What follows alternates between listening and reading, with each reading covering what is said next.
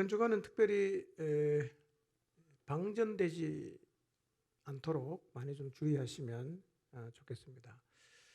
이번 주는 영적 배터리가 굉장히 많이 소모가 되는 주간입니다.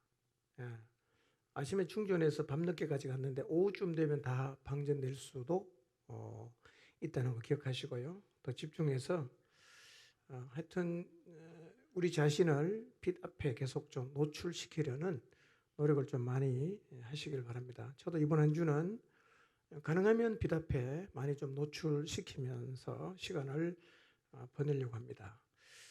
혹시 영적으로 완전히 방전되어서 공동체의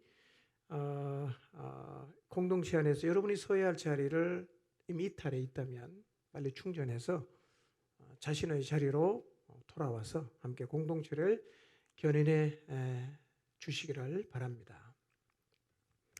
설교 제목을 한번 읽어보겠습니다. 기억나십니까? 기억 안 나는 게 정상입니다. 자, 읽어보겠습니다. 시작. 무엇이 보이느냐 정말 중요한 겁니다.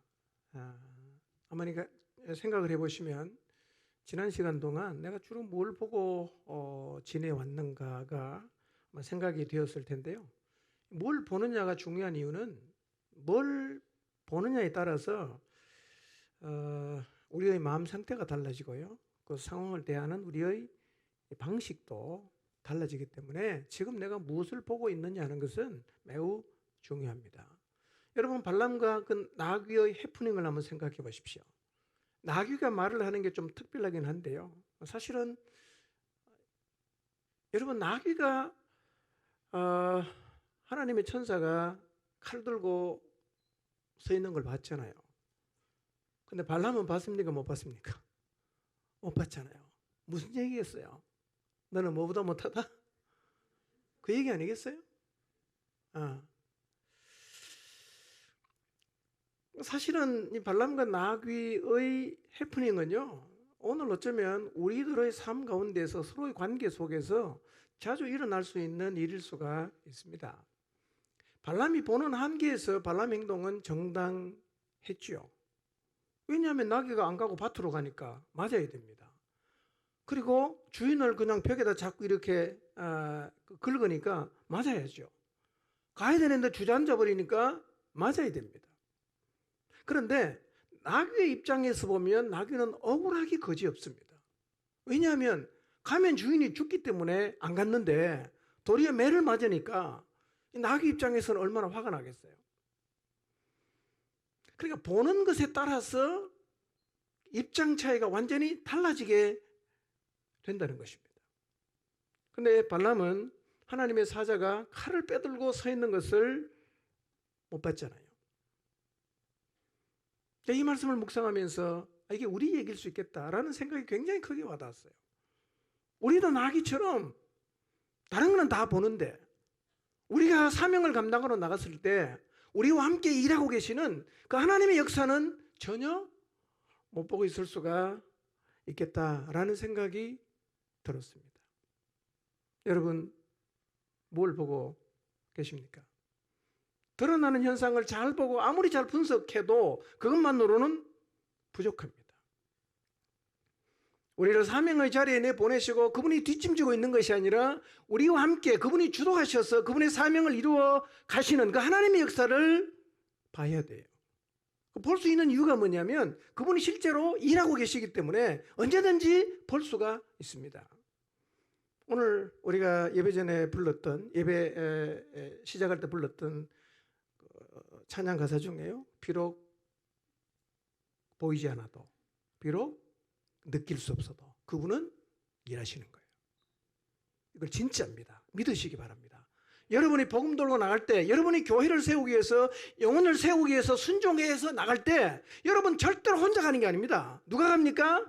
그분이 앞서 행하시고 그분이 계속 일하십니다. 그분이 주도하시니까요. 그러니까 절대로 혼자라고 생각하지 마세요. 그리고 여러분 주님의 주신 사명을 감당하다가 주님을 향해서 실망하지 마시길 바랍니다. 그건 정말 넌센스예요. 아니, 그분도 같이 우리와 함께 그분이 주도하셔서 그분의 역사를 이루어 가시는데 우리가 주님을 바라보면서 안 도와준다고 실망하면 그건 정말 넌센스입니다. 눈을 떠보세요. 한 번도 그분은 우리 혼자 보내신 적이 없어요. 같이 가십니다. 그분이 일하시는 거예요. 동일하게 지금도. 여러분, 성경 속에서만 일하신 게 아니라 지금 우리 시대, 우리의 순종하는 그 자리에서도 하나님은 변함없이 일하고 계시고 역사하십니다. 여러분, 복음 전파는 누구 소원입니까? 혹시 우리는 아직 그게 우리의 소원이 아닐 수는 있어요. 그러나 그게 우리의 소원은 아니지만 주님이 사명을 줬으니까 갈 수도 있지만요. 그러나 하나님은 우리가 순종해서 가는 것보다도 하나님 마음은요, 그 영혼이 죽게 돌아오는 게 소원입니다. 소원이에요. 그 소원을 이루기 위해서 교회를 계획하셨고 예수 그리스도를 머리를 세우고 성령을 보내주셨는데 우리가 그 말에 순종하며 나가는데 주님이 뒤짐지고 가만히 계시겠습니까? 절대로 그런 일 없습니다. 함께 가십니다. 먼저 가 계십니다. 일하십니다.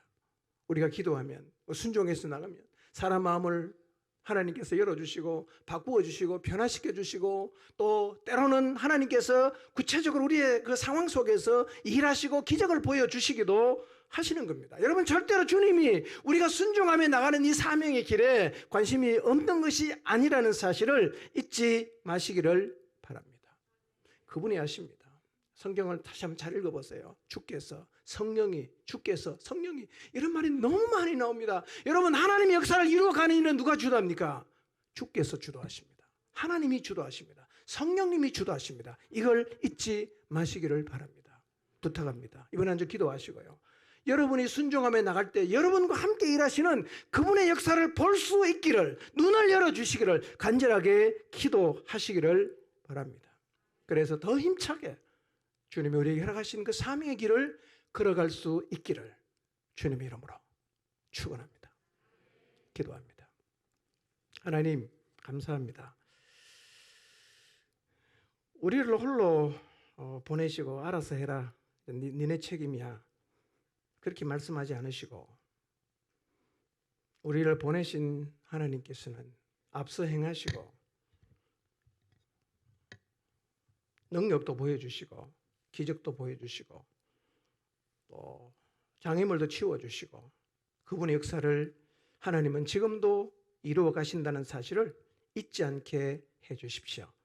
그리고 드러나는 현상뿐만 아니라 우리와 함께 동역하시는 그 하나님의 역사를 볼 수 있도록 주여 우리에게 영의 눈을 열어 주옵소서.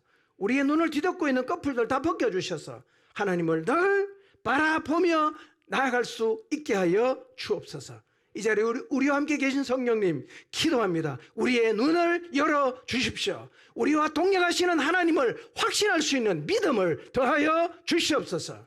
예수님 이름으로 기도합니다. 아멘. 이어서 우리 노경복 선교사님 나오셔서 선교 보고 계십니다. 그건 박수로 맞이하겠습니다.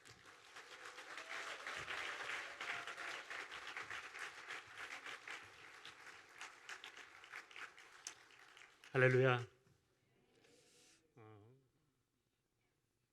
여러분들이 하나님의 뜻에 열심히 순종하려는 그런 모습들을 보고 하나님께서 여러분들에게 맡겨주신 그 사명에 헌신하는 여러분들을 볼 때 그런 여러분들이 저의 파송교회가 되어주심에 자랑스럽고 감사드립니다.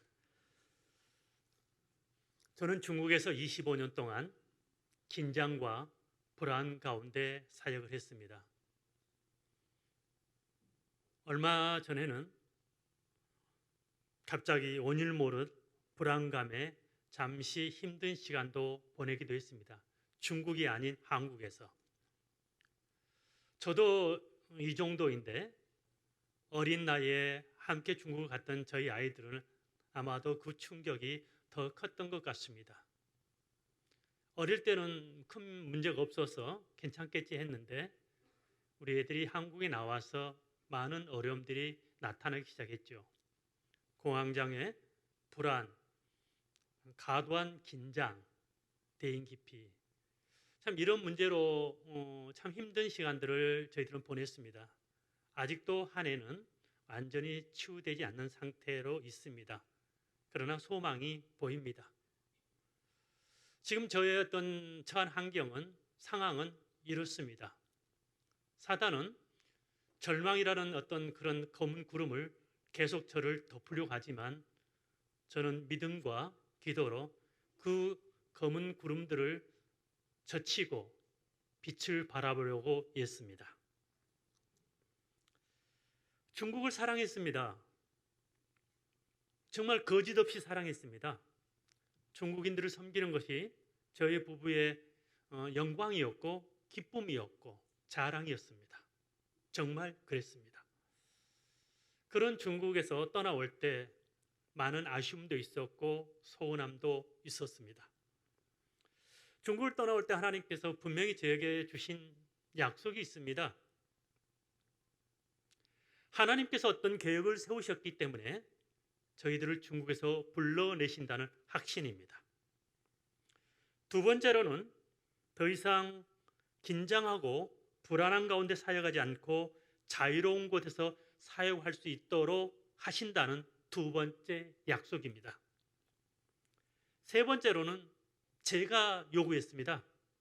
하나님, 이제는 앞으로는 개척 아니고 어떤 기존에 있는 모임 가운데서 어떻게 사역을, 적은 모임도 괜찮지만 어떤 개척, 생개척이 아닌 그런 데서 시작하고 싶습니다 라고 중국을 떠나올 때 제 마음 가운데 가지고 나온 마음들입니다.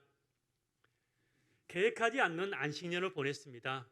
교회가 허락해 주셨고 해외 선교부가 허락해 주셔서 안식년의 시간을 저는 1년 넘게 보냈습니다. 안식년의 시간을 통해서 제 자신을 돌아보는 시간을 가졌습니다. 지금 와서 많이 생각해 보니까 그동안 했던 사역들에 대해서 참 많은 아쉬움도 있고, 그때 이렇게 좀 했으면 잘했을 텐데, 많은 부족함도 발견하고 제 자신을 성찰해보고 사역도 성찰해보고 앞으로 사역에는 어떻게 해야 할까라는 많은 고민, 그리고 앞으로 사역에 대해서 하나님이 어떻게 인도하실지는 모르지만 그 사역을 위해서 준비하는 시간들을 안식년 시간을 통해서 그렇게 준비하는 시간을 가졌습니다. 무엇보다도 말씀과 기도에 전념하는 시간을 가졌습니다. 저는 안식년 기간을 통해서 제 인생에 한 가지를 배웠습니다. 참 저도 목사이고 선교사임에도 불구하고 저도 사람인지라 참 제가 처한 상황에 항상 만족하지 못하는 저의 모습을 발견했습니다.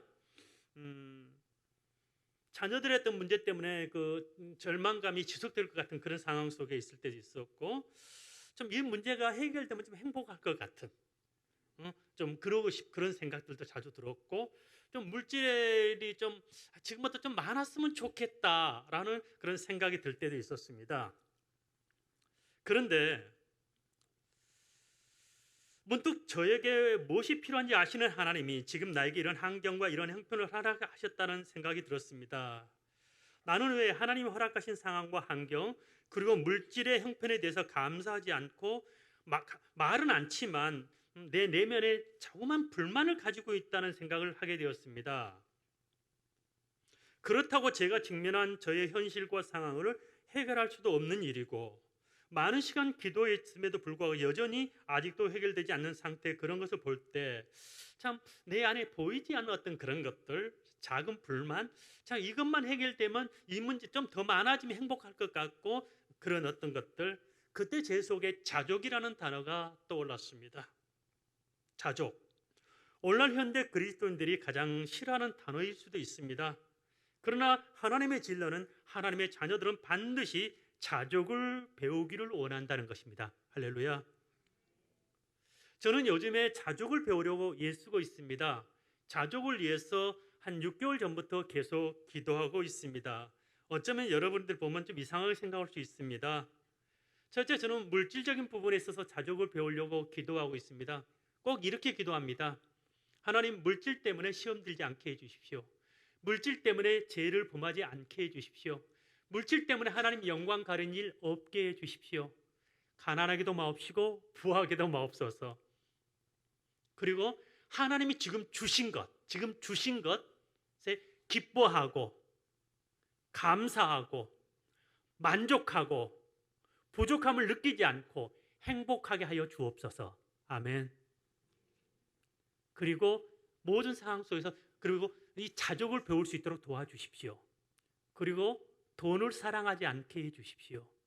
내 안에서 탐욕이 사라지게 하옵소서. 제가 매일 날마다 하는 기도입니다. 하나님께서는 제 기도에 응답하시리라 저는 믿습니다. 하나님 우리의 기도에 응답하시는 분이시고 이것은 하나님의 뜻이기에 그렇습니다. 그리고 또 한 가지는 제가 처한 환경, 상황에 만족하는 겁니다. 감사함으로 받아들이는 것이죠. 하나님은 주권을 가지시고 저희들의 삶을 주관하시는 분이시죠. 하나님은 우리에게 무엇이 있어야 될지를 알고 계시는 분이십니다. 그런데 우리는 생각지 않게 우리가 원하지 않는 어떤 상황에 직면하게 될 때가 많이 있잖아요. 생각지 않은 일이 우리 가운데 닥칠 때가 있잖아요. 우리를 힘들게 하는 그런 것들. 그것 때문에 눈물 흘려야 되고 그것을 해결해 달라고 밤낮으로 기도도 하고. 그런데 얼마 전에 그런 생각이 했습니다. 어쩌면 그런 것이 우리에게 복이다. 할렐루야. 왜? 하나님은 하나님의 자식들에게 좋은 것을 주시는 분이십니다. 그렇다면 그 환경도 그 상황도 우리 보기는 힘들고 어렵지만 어쩌면 그것이 우리에게 복일 수 있다는 것이죠. 그것 때문에 하나님을 더 의지하게 되고 그것 때문에 겸손해지게 되고. 얼마 전에 목사님께서 설교에서 말씀하셨듯이 지금의 상황을 받아들이는 것이 필요하다는 것을 우리에게 말씀하셨듯이 저는 지금 그 부분을 배우고 있습니다. 그래서 저는 범사에 감사하는 사람이 되기 위해서 애쓰고 노력하고 있습니다. 안식년의 삶은 특별히 다음 사역을 위해서 준비하는 시간을 가졌습니다. 기도와 말씀, 무엇보다도 성령 충만을 유지하는 것. 목사님도 설교 시간에 자주 말씀하신 내용이잖아요. 저도 지금까지 사역하면서 성령 충만을 구체적으로 말은 성령 충만을 많이 외쳤는데 정말 왜 성령 충만이 필요한지를 막연하게 느꼈던 것 같습니다. 사역하면서. 그러나 안식년 기간을 통해서 정말 새롭게 성령 충만하지 않으면 정상적인 그리스도인의 삶을 살 수 없다는 것을 알게 됐습니다. 그리고 성령 충만하지 않으면 하나님께서 맡겨진 사역을 절대로 감당할 수 없다. 그래서 우리가 그리스도인이든지 사역자든지 반드시 성령 충만은 필요하다. 할렐루야. 성령 충만하게 다른 방법이 없다. 기도와 말씀에 전념하는 것. 저는 그래서 그 부분을 위해서 정말 열심히 집중하고 안식년 기간을 그렇게 보내고 있습니다.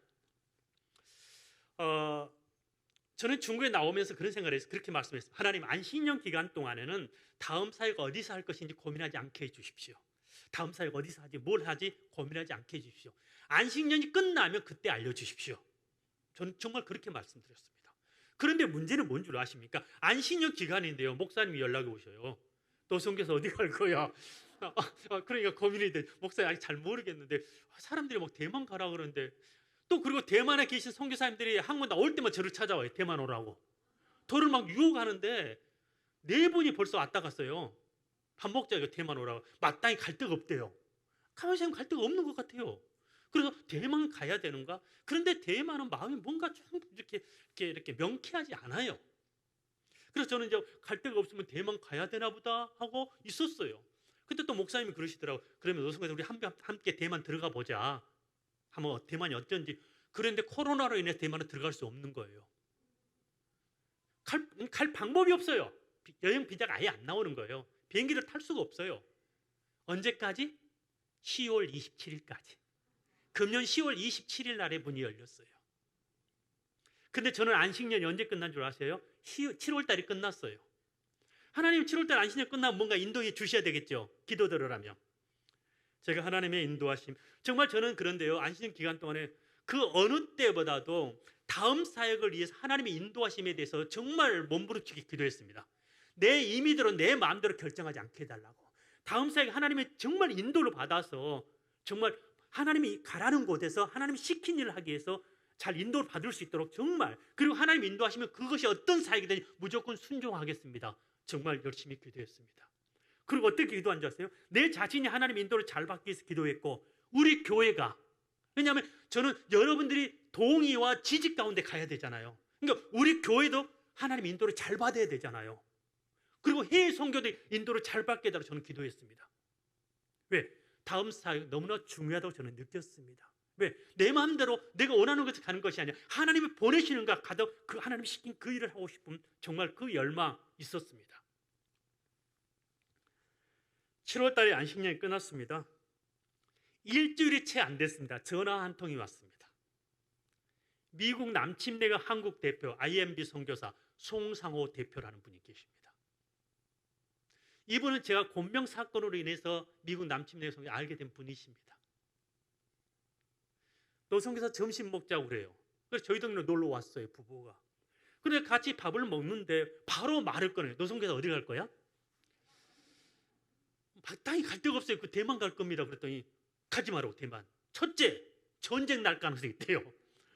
분명히 전쟁 난대요. 그 가지 말래. 아마 가가지고 뭐 정착 좀 하다 보면 전쟁 나서 돌아와야 될 거래. 그래서 가지 말래. 그리고 선교사가 한국 선교사가 400명이 넘게 있는 거예요. 그리고 이상하게 한국 선교사와 이 대만 그 교회와의 관계가 안 좋은 거예요.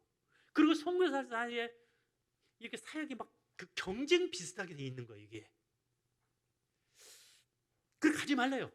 그리고 저보다 뜬금없이 유럽으로 가래요. 저는 그 시간까지 7월까지 유럽에 대해서는 한 번도 생각하지 않았습니다. 제가 중국에 나와서 대전을 방문했을 때 이금주 선교사님 아시죠? 걸걸걸 하시는 분 있잖아요. 뭐 아싸리판, 막 그냥 말해 보시는 분 있잖아요. 그분을 만났는데 그래요. 너 선교사 유럽 가. 거기 막 있대. 근데 저는 그게 귀에 안 들어왔어요. 웃었어요. 무슨 소리 하고 있어? 저는 유럽이라는 것은 내 마음속에 없었어요. 그래서 송상호 그분이 자기 아는 친구 선교사님이 유럽에 살가는데 연결을 시켜주셨어요. 그러니까 줌이라는 걸 통해서 세 사람이 교제를 했어요. 그래서 그분이 한번 와보라는 거예요. 그래서 그분이 날짜를 정해줬어요. 10월 2일부터 9일까지 폴란드 바르샤바를 한번 방문해달라. 물론 그거는 그때 우크라이나 선교를 위한 어떤 컨퍼런스도 있었어요. 거기도 참석할 겸사겸사 한번 방문해달라. 그러니까 저는 7월 달부터 그 10월 달까지 기도를 했잖아요. 3개월 동안. 저는 정말 그 기도의 집중적인 내용은 뭐냐면은 하나님, 정말 이번에 폴란드를 방문했을 때 하나님의 어떤 일하심, 하나님의 문 열어주시고 하나님의 인도하심을 보고 왔으면 좋겠습니다. 또 구체적으로 어떻게 기도했냐면은 하나님 제가 가가지고 막 내가 어떤 사역을 열려고 하지 않고 하나님께서 자연스럽게 어떤 사역의 요청을 받게 해주십시오. 내가 막 몸부림치는 게 아니라 자연스럽게 그 필요, 요청. 그래서 저는 10월 9일부터 19일까지 폴란드 바르샤바를 방문했습니다. 그러다 보니까 거기에 많은 분들이 왔습니다. 유럽에서 막 중국에 사역하시는 중국인들도 오고 뭐 대만 오고 여러 가지 왔겠죠. 제 관심은 유럽 상황을 좀 알고 싶었어요. 지금 유럽에 전 세계적으로 중국인 디아스포라 화교들은 약 6천만 명이 있습니다. 인구가 많다 보니까 나가 있는 사람도 많아요. 유럽에만 유학생이 수십만 명의 유학생이 있습니다.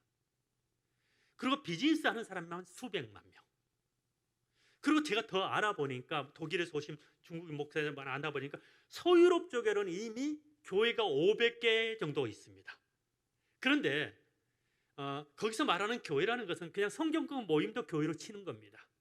3분의 1 정도가 목회자가 있고 나머지는 목회자가 없는 자기들이 성경 공부하는 모임. 그런데 문제는 뭐냐면 동유럽에는 너무나 약한 거예요. 동유럽에는 폴란드의 중국 교회 하나, 그 큰 나라에 하나밖에 없어요. 그 다음에 헝가리도 하나, 그 다음에 불가리아, 그 다음에 또 루마니아, 거기는 교회가 있는 게 아니라 목회자가 있는 게 아니라 그냥 성경권 모임만 일반 사람이 하고 있는. 동유럽은 너무나 사역에 많이 필요성이 있다는 것을 제가 보게 됐습니다. 폴란드 바르샤바만 해도 3천 명의 중국인 유학생이 있습니다. 그리고 비즈니스 하는 사람이 5, 6천 명 정도가 폴란드 바르샤바. 그 주변 도시에 또 있고 유학생들이 있고요. 저는 그래서 도착한 사람들이 그렇게 말하는 거예요. 여기 유럽에서 오고 막 그 교회에서 이 동유럽 쪽에 선교사가 필요하다. 동유럽에 필요하다. 와달라. 저는 뭐 결정한 상태도 아닌데 그런 요구들이 많이 했습니다. 그래서 저는 어떻게 하나님이 인도하실지, 그래서 살짝 저도 은근히 좀 이렇게 어디 뭐 기대를 했어요. 헝가리나 주변 동료로서 저를 좀 이렇게 좀 도와달라고 구체적으로 하기를. 근데 그런 그렇게 하는 사람이 없어요. 어? 근데 폴란드 바르샤바에 있는 하교교회 목회자 한 분이 이제 회의가 끝나는 날, 제가 내일이면 이제 한국 돌아와야 되는데 저를 보자고 그래요. 그래서 그분이 선교사님, 비행기표를 좀 연장하면 안 되겠습니까? 좀 자기들하고 더 깊은 교제도 하고 자기 교회 좀 설교도 하고, 그래서 비행기표를 좀 연장하려고 하는데 표가 없는 거예요. 표가 연장할, 그래서 어쩔 수 없이 돌아만 와야 되는 거죠. 저는 이제 거기서 뭘 봤냐면, 첫째는 뭐냐면은 동유럽 쪽에는 중국인 사역이 필요하다는 겁니다. 할렐루야. 저는 선교사로 제 마음 가운데 하나 있는 게 있어요. 선교사는 필요한 곳에 가야 된다는 거예요. 필요로 하는 곳에 가야 되잖아요. 전 세계를 지금 봤을 때 가장 필요한 것은 중국 대륙입니다. 그런 중국 대륙은 선교사 갈 수 없습니다. 가도 할 수 없어, 사역을 할 수 없는 상황이에요. 여러분이 상상한 것보다 훨씬 더 엄격한 나라가 됐어요. 그렇다면 중국 밖에서 중국인 사역이 필요한 곳이 가장 필요한 것이라면 저는 동유럽이라고 자신 있게 말할 수 있습니다. 왜냐하면 동유럽에 있는 중국인들은 갈급해요. 중국인 유학생들이 갈급해요. 조금 가난한 사람들이 유학을 왔어요. 1년에 학비가 2,000불밖에 안 돼요. 그리고 제가 또 한 가지 여기서 저는 희망을 본 게 있어요. 저는 중국 대륙에 들어갈 수 없잖아요. 그런데 그분들과 교제하는 가운데 그분들이 이런 말을 해요. 이곳에 온 유학생들은 유학을 마치면 100% 중국으로 돌아갑니다. 할렐루야. 모르겠어요. 여러분은 안 할렐루야 할지 모르는데 저는 할렐루야입니다. 왠 줄 아세요? 물론 흩어진 그곳에 있는 중국인들에게 유학생의 복음을 전하고 그들을 세우는 일이 중요하죠. 당연히 선제 조건 먼저 해야 되죠. 근데 저는 뭐냐면은 제가 중국 대륙에 들어갈 수 없다는 데 대해서 엄청난 아픔을 겪은 사람이에요. 절망을 한 거예요, 이게. 왜냐하면 저희 부부는 평생 중국인을 섬기러 부르심을 받았다고 스스로 자부한 사람이에요. 남들은 뭐 인정하다 안 하는지 상관없어요. 저는 솔직히 그런 표현을 했어요. 요즘은 그런 말 자주 안 하는데 저는 중국인의 사도로 부르심을 받았다. 저 혼자 그런 말 하고 다녀요. 여러분 인정 안 해도 상관없습니다. 근데 저는 그것이 저는 분명하다고 저는 그렇게 믿고 있어요. 그렇기 때문에 저는 중국 대륙에 이 사역하는 것이 엄청난 그 사역을 못한다는 것에 그런 엄청난 아픔을 느꼈고, 그것 때문에 한국에 와서도 가끔 울컥하고 막 눈물이 쏟아지려 할 때도 있었어요. 그런데 그 동유럽 지역에는 그 유학생들이 3년 유학을 마친 바로 들어간다는 사실에서 희망이 보여버린 거예요. 저는 너무 감격을 했어요. 막 우리가 책상을 뭐 치고 와 이거다 뭐 이런 하는 것처럼 너무 명확하게 내 마음에 희망으로 다가온 거예요. 왜냐하면 그들이 유학하는 시간 동안은 기회 있잖아요. 저희 부부가 중국인 대학생 사역도 많이 해봤거든요. 그리고 디아스포라, 한국인 디아스포라, 칭다오에서도 그렇고 항저우에서도 그렇고 그 한국에서 온 유학생들, 중국 유학생들, 중국에 온 유학생들 많이 섬긴 적이 있어요.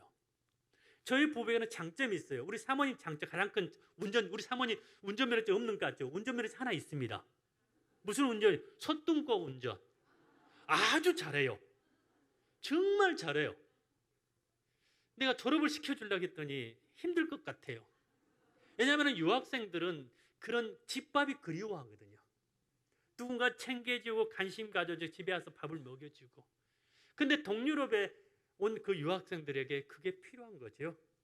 밥 먹여주는 게 목적, 우리는 복음이지만 그게 또 필요한 거죠. 그래서 저는 그것에 희망을 발견했어요. 그리고 제가 안식년 전부터 제가 마음에 준비한 사역이 있어요. 사람을 세우는 사역이에요. 제가 뭘 발견했냐면요, 중국에 핍박이 오고요, 그 코로나가 왔잖아요. 그러면서 사람들이 그 어려움 앞에서 다 신앙이 무너져 내려버리는 모습을 봤어요. 제가 섬겼던 교회들, 제가 개척했던 교회들 성도 또 3분의 1 이상이 그렇게 신앙이 무너져 버리는 거예요. 제 마음에 도전이 왔어요. 어떤 핍박과 환난에도 무너지지 않는 신앙, 견고한 신앙을 가진 그런 신앙을 세우도록 해야 되겠다. 아멘.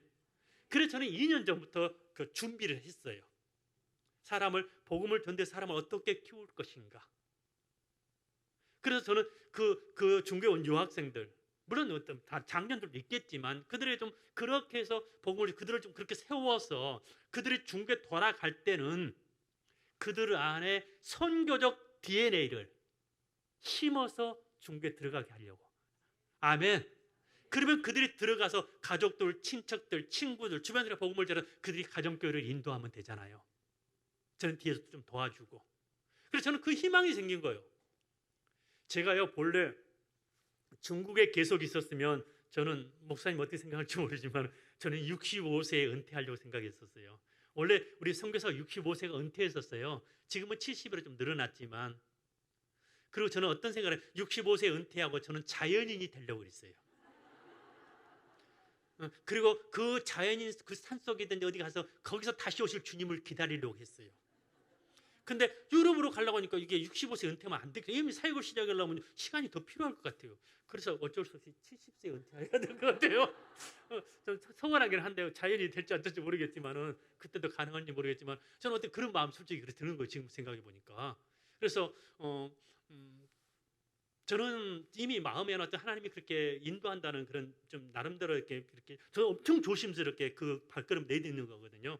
그래서 제가 이제 12월 달부터 그 한 3개월 동안 폴란드를 방문할 예정이에요. 그쪽 교회에서 요청이 왔어요. 그래서 저는 처음에 그 요청을 받고 살짝 기분이 안 좋았어요. 저를 간보려고 하는 거예요. 기분이 나쁘잖아요. 간보려고 한다. 내가 누군데 이게 참 교만하긴 한가 봐요. 제가 대단하다고. 근데 속으로 그래도 우리 교회 포항중앙이고 인정받는 교회고 그럼 거기서 파송 교회 간보려고 하는 것 같은 느낌이 딱 들더라고요. 그래서 좀 자기들을 좀 맞춰보기도 하고 뭐 좀 이렇게 하기도 말씀도 전해보고 계속 그래서 근데 어제 목사님 교제하면서 나도 간봐야 되겠다고 생각했어요. 목사님 그러면 나도 간봐야 돼. 그렇죠? 자기들만 나를 간봐요? 나도 간봐야지. 자기들만 결정을 해요? 나도 결정해야지. 아니, 무슨 얘기고. 어떤 그런 시간이 있어서 제가 12월부터 한 2월 달까지 그래서 그분들하고 저렇게 저렇게 조율도 좀 하고 서로를 알기도 하고 그래서 함께 동역할 수도 있고 그런지 또 그런 것도 하고 또 마침 그것을 사역하고 계신 분들이 그 사역자 한 분이 계시는데 그분이 2월 한 달 동안은 캐나다로 갔다 와야 된대요. 그 공백 기간이 있잖아요. 사역자가 없잖아요. 말씀을 전할 사람도 없고 제가 그 말씀도 전해야 되고 감사한 것은 또 하나님께서 그렇게 인도하시는 것 같아요. 저는 개척을 안 하겠다고 했잖아요. 기존에 어떤 사역을 하겠다. 그래서 아마 자연스럽게 우선은 이제 그분하고 잠깐 얘기는 했지만은 한 제가 청년대학부에 한 80%를 하고 장년부 쪽으로 한 20% 사역을 하면서 점점 이렇게 하자는 얼핏 이제 뭐 사람 말이 진행해봐야 알겠지만 그렇게 이야기를 나누고 왔어요. 그래서 제가 12월 달부터 이제 2월 달까지 폴란드에 다녀오려고 합니다. 그리고 아마 거기서 그분들과 교제하는 가운데 구체적으로 명확해지면 지금은 뭐 거의 이제 막연하게는 그리 간다고 생각하고 있어요. 그러나 더욱 명확해지면 이제 제가 목사님한테 연락을 드려서 결정하는 걸로. 그래서 뭐 2월 말이라든가 3월 초에 나와서 곧바로 가족들 데리고 뭐 가족이라고 해봤어요. 사모님 데리고 가겠죠. 그래서 폴란드로 들어가려고 합니다. 물론 이제 제가 뭐 대만이나 갔으면 참 언어가 되니까 좀 더 수월하게 할 텐데 그게 아니까 뭐 영어를 쓰고 폴란드 말을 써요. 그러니까 참 힘들더라고요. 제가 전라도 말로 강다에서 이런 말하면 많이 쪽팔렸어요.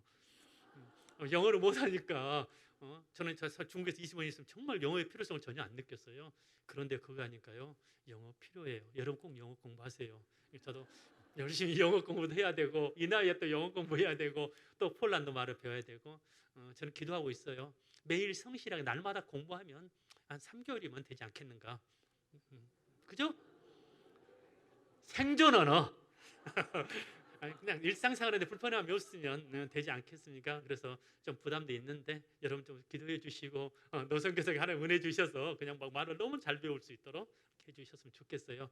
정말 감사드려요. 여러분의 중보, 여러분의 헌신이 있기 때문에 저희 부부가 선교사로서 이렇게 서 있는 것 같습니다. 그리고 앞으로 또 이렇게 중국에서 했던 사역들이 막 있었지만은 좀 아쉽잖아요. 눈에 보이지도 않고 이제는 아마 좀 눈에 보이기도 하고 이제는 예전과 다른 어떤 그런 모습일 것 같아요. 그러니까 여러분들이 많이 기도해 주셔서 이 폴란드에서 멋진 사역 이루어질 수 있도록 중보 부탁드립니다. 예, 감사드립니다.